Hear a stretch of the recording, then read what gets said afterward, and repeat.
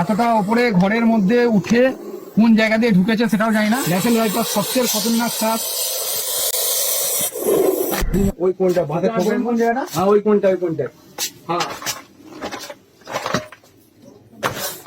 দেখেছেন? বাইরে যেতে হবে। তো আমরা আওয়াজটা করে শুনে নিন খালি।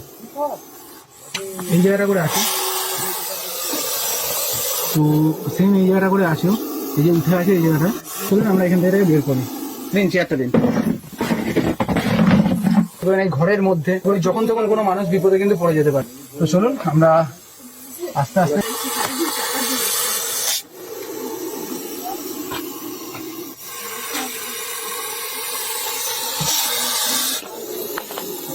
ন্যাশনাল বাইপাস সবচেয়ে খতরনাক সাপ এবং এত ওয়াইড মুভমেন্ট ওই জন্যই করছিল।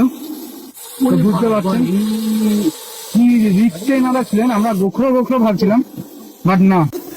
তো দেখুন এখান থেকে কিছু বলবো, তুমি দীপঙ্করকে বলে একটু সরে দাঁড়াতে, আমি শুধু রিস্ক হয়ে যাবে।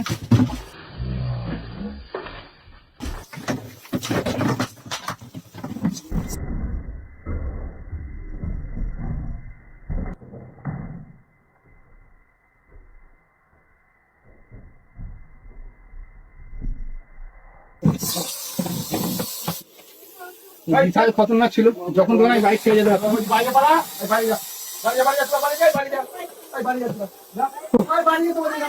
মারাত্মক, আমি অনেকে বলে বোঝাতে পারবো না কি পরিমাণে রিস্ক এখানে হয়েছিল আমাদের সাথে। লাকিলি আমার ভাগ্য ভালো। সিরিয়াসলি আমি এই টাইমে সত্যি আমি ঘেমে গেছি। আর যারা আপনার ভিডিও দেখছেন আমি বুঝতে পারবেন, আমি জানি না ক্যামেরা কতটা এসছে, বাট ও যখন এখান থেকে যেতে আসছে স্টিকটা দিয়েছিল, জাম খেয়ে পুরো এখানে পড়েছে, বাট বাইট মুভমেন্টটা নেয়নি, কারণ এ এখন ডিফেন্সিভ মুড আছে।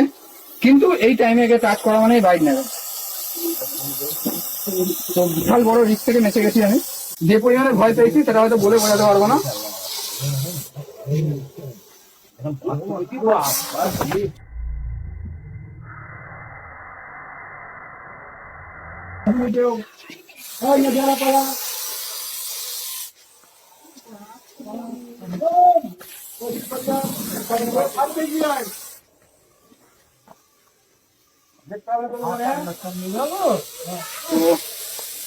বুঝতেই পারছেন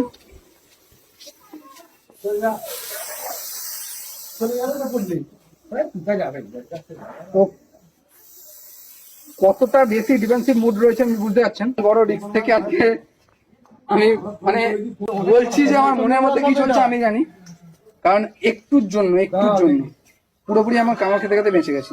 কামড় খেলে সাথে সাথে আপনাদের যে কোনো সরকারি হসপিটালে পৌঁছে যেতে হবে, যাতে আপনি আপনার ট্রিটমেন্টটা করতে পারেন। তো চলুন এই ব্যাগটা চাইবো। এখন দূরে গিয়ে আছে। হ্যাঁ সরে আছি গো। তো আমি ব্যাগটা বের করতে বলবো যাতে আমি এটা প্যাক করে নিতে পারি। তো চলুন এবার প্যাক করে নিই। আমার মেয়েই ফোন নাম্বারটা লিখে রেখেছে। ফোন করে ডাকলো, ফোন করে জানো আমার ডাকলো।